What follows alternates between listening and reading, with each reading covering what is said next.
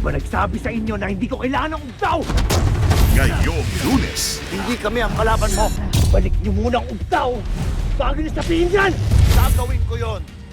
Kung mapatay mo ang nagpapahirap sa ating lahat, ang mamamatay at tumaw na si Julio Figueroa!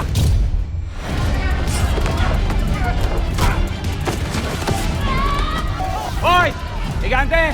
Huwag kang maya patayin yan, ha? Just give me the money!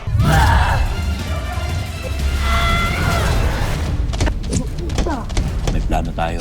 Kailangan natin ipaalam sa mundo kung gaano kahalimaw ang inaakala natin na mahamto pa.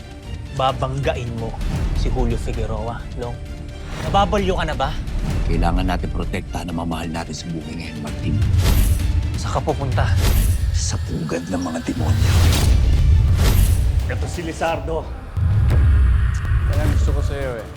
Bakit? May panapat ka kay Lizardo?